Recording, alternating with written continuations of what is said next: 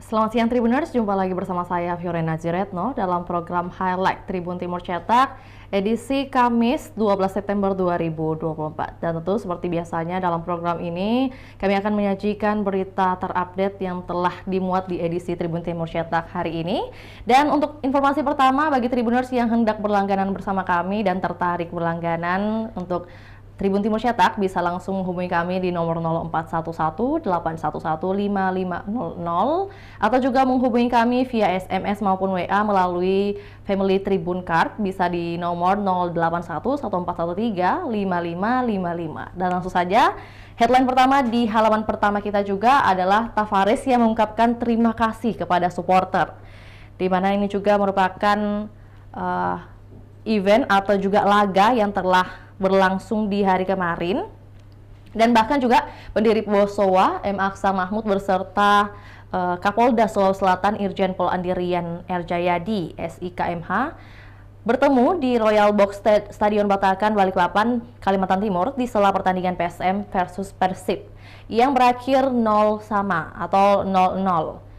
dan meneguhkan Juku Eja tetap di puncak klasemen sementara Liga 1 2024-2025. Kapolda juga sempat grupi dengan Kapolrestabes Makassar, Muhammad Ngajib, dan pemimpin umum Tribun Timur Andi Suruji di sela jeda pertandingan babak 1 yang juga disaksikan langsung 6 Kapolres ini.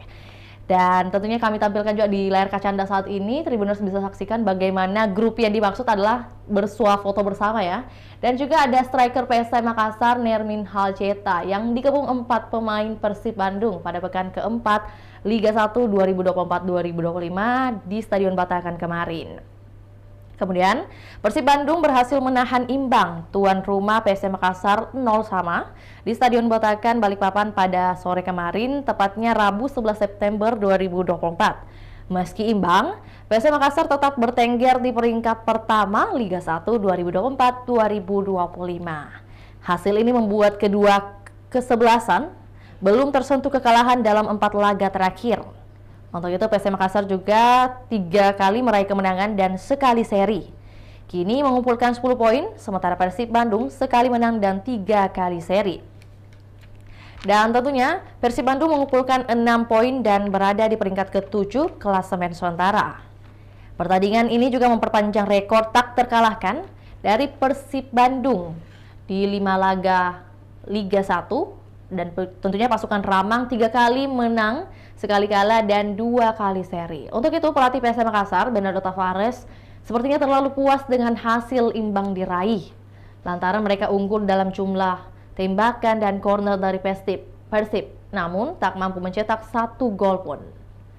Dan disampaikan untuk tembakan ke gawang, pasukan Ramang mencatatkan 2, sedangkan Maung Bandung tak ada sama sekali. Nah, juru taktik asal Portugal ini tak lupa menyampaikan terima kasih kepada supporter yang telah hadir mendukung di stadion. Ia pun sadar bahwa para supporter ini melakukan pengorbanan hadir di stadion, apalagi pertandingan ini berlangsung di pertengahan minggu dan sore hari. Dan tentunya dari informasi Tavares yang menyampaikan ucapan terima kasih ini, di samping itu ada juga Persib Bandung gagal menyudahi catatan tak pernah menang di 3 laga terakhir. Dengan headline Bojan akui tak mudah hadapi PSM. Ini adalah pengakuan dari Persib Bandung. Dan tentunya hasil itu membuat Persib berada di peringkat 7 dengan 7 poin. Sedangkan PSM Makassar kokoh di puncak klasemen dengan koleksi 10 poin. Untuk itu pelatih Persib, lain halnya dengan Tavares tadi, Bojan Hodak mengakui tidak mudah menghadapi PSM di laga tandang. Dalam 2 tahun terakhir tercatat Persib Bandung selalu takluk dari Juku Eja dengan skor mencolok. Karena itu, hasil imbang ini patut disyukuri. Pelatih asal Kroasia ini juga senang dengan performa anak asuhnya yang tampil mendominasi sepanjang pertandingan. Dari informasi 2 pelatih, masing-masing pelatih dari tim kebanggaan masing-masing juga masyarakat, ada dari PSM Makassar dan juga bahkan Persib Bandung. Ada juga Insight PSM yang disampaikan oleh AS Kambi selaku jurnalis Tribun Timur yang melaporkan langsung dari Batakan. Dengan headline 6 Kapolres dampingi Kapolda Sulawesi Selatan tonton PSM di Batakan. Dengan statement Tabe Pak Haji useleyo lo baju bahasa Bugis dengan artinya tabe Pak Haji saya ganti baju dulu. Ini statement yang disampaikan Kapolda Sulsel Irjen Pol Andirian Menjura di depan Aksa Mahmud selaku pamit ketika pamit ke ruang VVIP untuk ganti baju. Dan untuk lebih lengkapnya nanti Tribuners bisa akses di website kami juga untuk headline seperti ini. Karena kita masih punya beragam informasi dari dunia sepak bola, ada juga mengenai Kaisang dan Bobi bakal diperiksa oleh KPK. Ini informasi nasional di mana Ketua Komisi Pemberantasan Korupsi Nawawi Pomolango menegaskan bahwa putra bungsu dari Presiden Joko Widodo sekaligus Ketua Umum PSI, Kaisang Pangarep dan Wali Kota Medan, Bobi Nasution, akan diklarifikasi terkait penggunaan pesawat jet pribadi. Nawawi menyerahkan sepenuhnya kepada tim dari Direktorat Penerimaan Layanan dan Pengaduan Masyarakat untuk memproses laporan dari masyarakat mengenai dugaan gratifikasi yang menyeret keluarga dari Jokowi tersebut. Dan penanganan laporan yang melibatkan Kaisang dan Bobi telah dilimpahkan ke KPK dari Direktorat Gratifikasi ke Direktorat PLPM. Alasannya sudah ada pengaduan yang disampaikan oleh masyarakat yang diterima oleh KPK. Nah, terpisah, Presiden Joko Widodo juga buka suara soal dugaan gratifikasi yang menyeret nama putra bungsunya Kaisang Pangarep. Menurut Presiden, semua warga negara sama di mata hukum. Dengan statement yang berbunyi, ya semua warga negara sama di mata hukum ya, itu aja, kata Jokowi. Untuk itu, Menkominfo Budi Aris Setiadi menanggapi ramai protes kepada putra bungsu Jokowi karena memakai jet pribadi saat pelesiran ke Amerika Serikat. Menurut Budi Aris Setiadi, bahwa Kaisang wajar-wajar saja memakai jet pribadi ke Amerika Serikat. Pasalnya, sang istri Erina Gudono sedang hamil tua sehingga tidak boleh naik pesawat umum. Tidak sampai di situ, informasi dari Kota Makassar juga ada hadir di halaman pertama kita adalah mengenai daya beli masyarakat Sulawesi Selatan yang menurun. Di mana Sulsel mengalami deflasi 4 bulan berturut-turut yang mengakibatkan banyak orang-orang berduit yang menahan uangnya dan tidak berbelanja untuk berjaga-jaga. Merujuk pada istilah perekonomian di laman resmi Otoritas Jasa Keuangan, deflasi adalah keadaan di mana terjadi penurunan harga yang ada di dalam suatu wilayah. Lebih lengkapnya nanti Tribuners bisa langsung juga akses di website kami www.tribuntimur.com.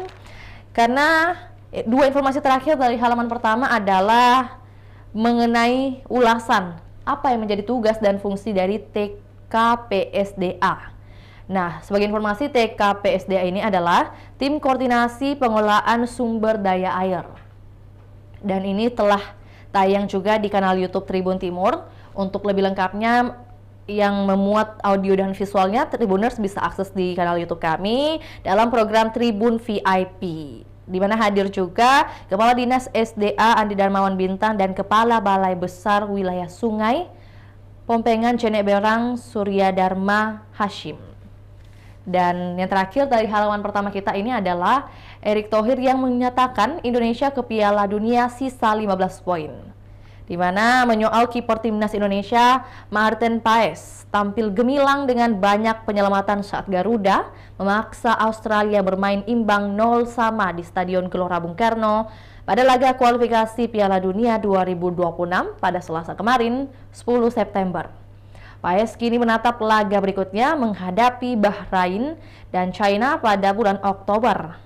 Pertandingan berikutnya Indonesia akan bertandang ke Bahrain National Stadium pada Kamis 10 Oktober 2024. Kick-off akan digelar mulai pukul 23 waktu Indonesia Barat. Dan tentunya Maarten Paes menyampaikan pesan kepada seluruh penggemarnya setelah dia membawa timnas.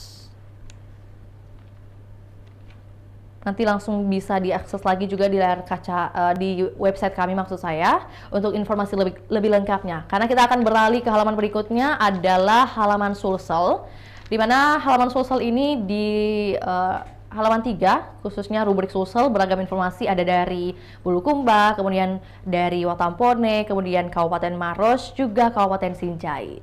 Dan yang pertama adalah pria aniaya keponakan di Bulukumba jadi tersangka. Informasi yang berasal dari Kabupaten Bulukumba, di mana viral video penganiayaan terhadap anak di bawah umur terjadi di Kabupaten Bulukumba, Sulawesi Selatan.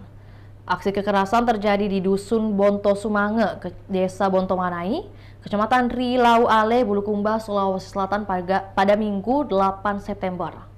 Pelaku bernama Firman yang berusia 44 tahun dan paman korban berinisial SR 10 tahun.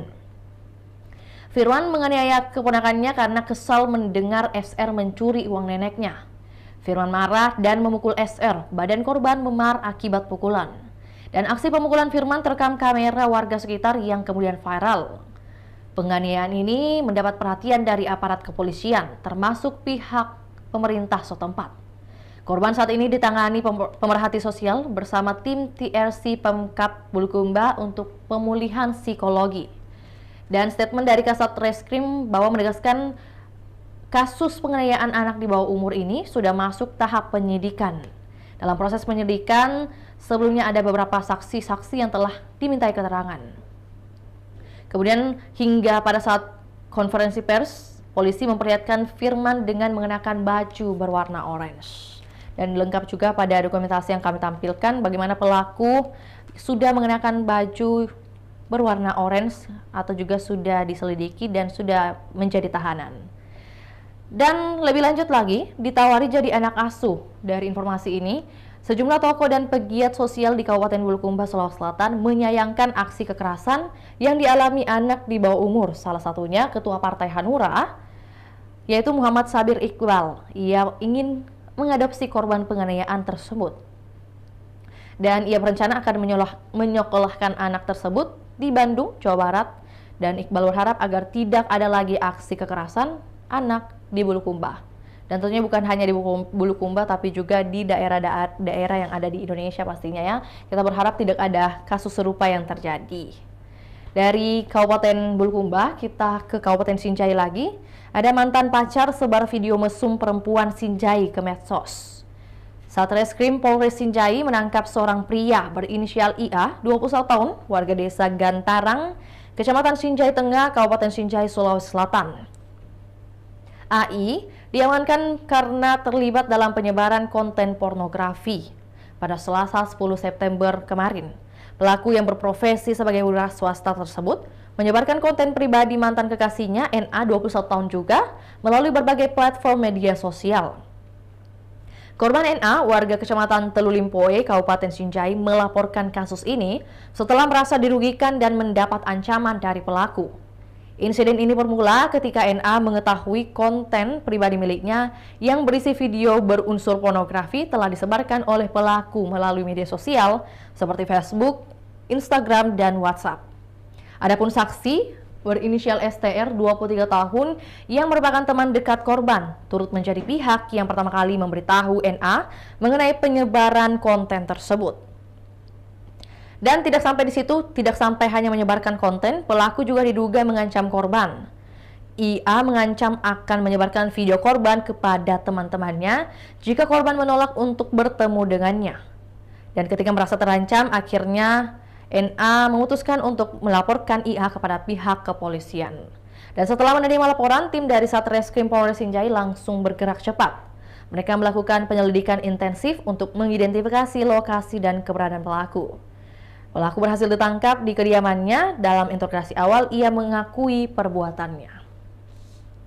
Dari Kabupaten Sinjai, kita juga ada informasi di Kabupaten Bone dan juga Maros mengenai 5 saset sabu disimpan dalam bungkusan mie instan, di mana Satuan Narkoba Polres Bone mengamankan 1 orang yang diduga pengedar sabu-sabu. Oleh Kasat Narkoba Polres Bone, Ibtu Aswar, mengatakan pelaku yang berinisial M berusia 44 tahun ditangkap di Desa Ujung Tanah, Kecamatan Mare, Kabupaten Bone pada Senin 9 September 2024.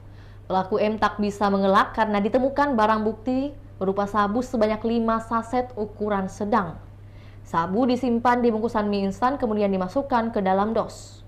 Dan pengakuan pelaku, sabu didapatkan dari salah satu sopir mobil yang tidak dikenalnya.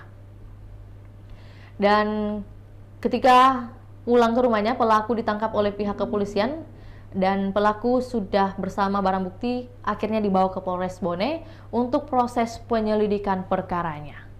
Dari Kabupaten Bone, informasi selanjutnya adalah Kabupaten Maros sendiri, di mana ada informasi yang memilukan juga, pelajar SMP tewas tenggelam di sungai. Nahas nasib dialami B, 12 tahun pelajar SMP tewas tenggelam di Sungai Batu Lotong, Pucak, Kecamatan Tompowulu, Kabupaten Maros pada Rabu kemarin, tepatnya 11 September 2024. B tenggelam di sungai saat mencuci karpet bersama teman-temannya. Dan pada pukul 12.00 WITA, korban berangkat ke sungai menggunakan truk bersama 4 orang temannya dan seorang pekerja swasta, Zainal. Sejam kemudian, Zainal sebagai pengawas menyuruh 4 bocah ini turun ke sungai untuk mencuci karpet. Dan sekitar pukul 2 siang, korban mengajak 2 temannya ke tengah sungai sambil menarik karpet. Saat itulah di tengah sungai korban langsung tenggelam. 2 temannya naik dan memberitahukan hal itu kepada Zainal. Zainal bergegas menolong korban dan meminta warga setempat untuk membantu. Dan akhirnya korban baru berhasil ditemukan pada pukul 14.30 waktu Indonesia Tengah. Namun sayangnya nyawanya tak tertolong. Dan tentunya kami juga mengirimkan bela sungkawa kepada keluarga yang ditinggalkan, dan juga informasi-informasi yang hadir hari ini sedikit miris karena bukan hanya informasi bela sungkawa atau berita duka, tapi juga ada informasi mengenai penganiayaan, bahkan sampai penyebaran video yang tidak sepantasnya. Dan yang terakhir adalah dari Kabupaten Takalar, di mana satu informasi yang tentunya juga positif mengenai hebat nenek rutin ajar bahasa Inggris anak binaan di Takalar secara gratis.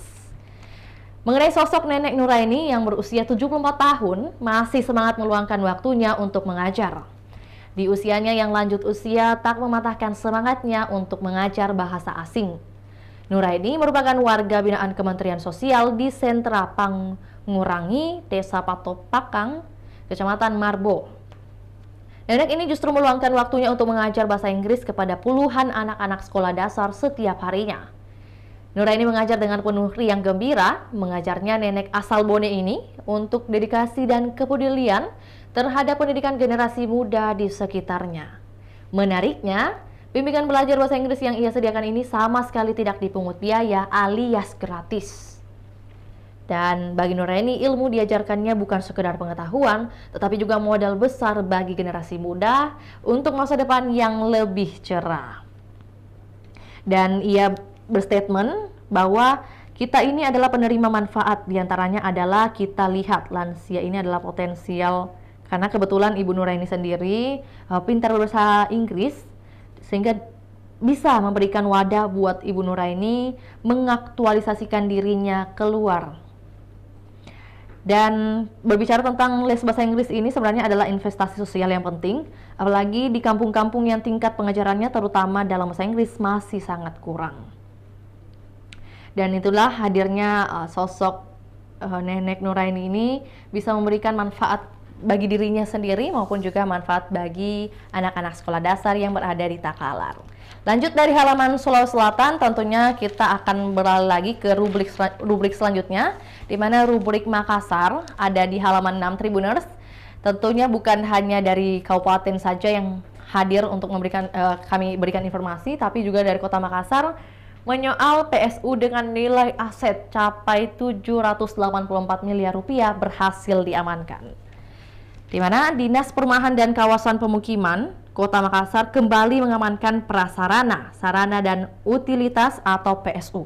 Yang terbaru ada 18 PSU yang telah diserahkan kepada Pemkot Makassar pada 28 Agustus lalu. Ke-11 diantaranya diserahkan oleh masyarakat dan 7 lebih diserahkan oleh pengembang perumahan atau developer. Dan untuk itu nilai aset PSU yang diserahkan mengacu pada nilai jual objek pajak atau NJOP setempat dengan total sebesar 128 miliar 600 sekian. Dan kata Mahyudin, PSU yang diserahkan oleh masyarakat merupakan perumahan yang pengembangannya sudah tidak diketahui keberadaannya. Untuk itu, masyarakat setempat berinisiatif untuk menyerahkan PSU agar mereka bisa mendapatkan perhatian dari pemerintah dalam rangka pembenahan fasilitas umum dan fasilitas sosial. Dan di samping kiri adalah informasi dari SMP 12 yang hadirkan inovasi bertiga, berbagi, dan asparagus. Apa ini? Untuk lebih lengkapnya, inovasi tersebut bernama bertiga, berbagi, dan asparagus.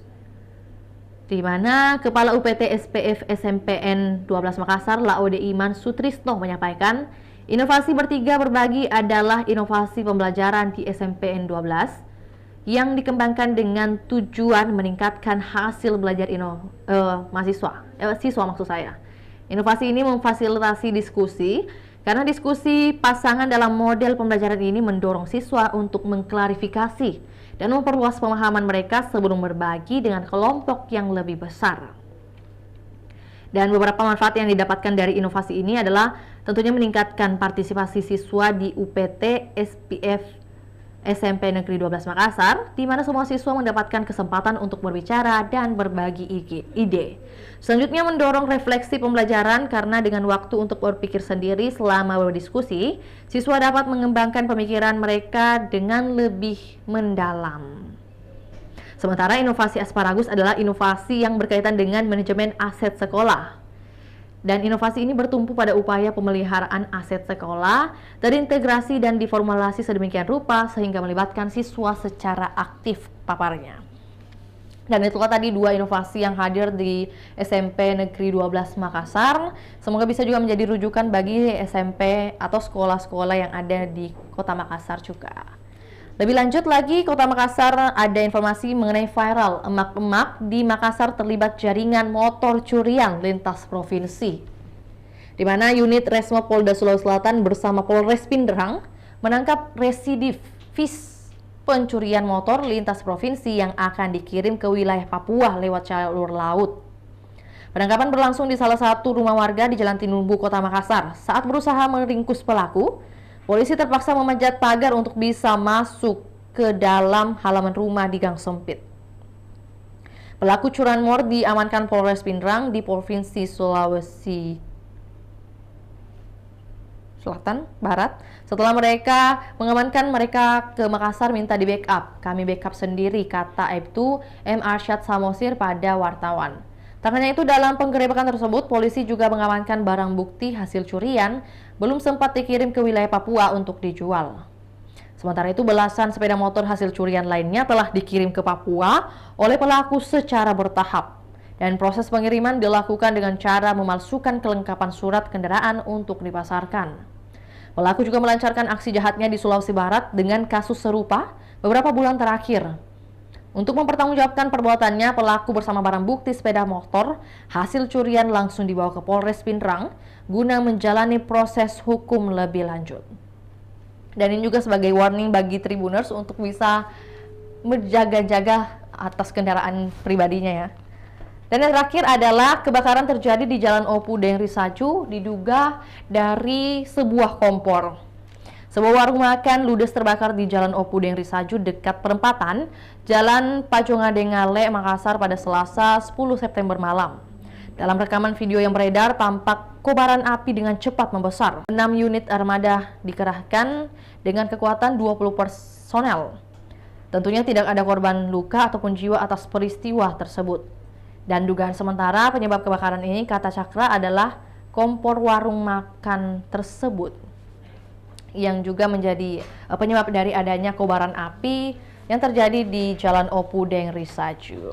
Dan Tribuners, informasi tersebut juga sekaligus mengakhiri perjumpaan kita di edisi hari ini, Kamis 12 September 2024. Dan tentunya Tribuners, terima kasih telah menyaksikan program Highlight Tribun Timur Cetak, dan tetap saksikan program reguler lainnya yang akan kami sajikan di kanal YouTube kami, juga Facebook Tribun Timur. Untuk itu, saya Fiorina Ziretno, mewakili kru yang bertugas pamit undur diri. Selamat siang dan sampai jumpa. Download Tribun X sekarang, menghadirkan lokal menjadi Indonesia.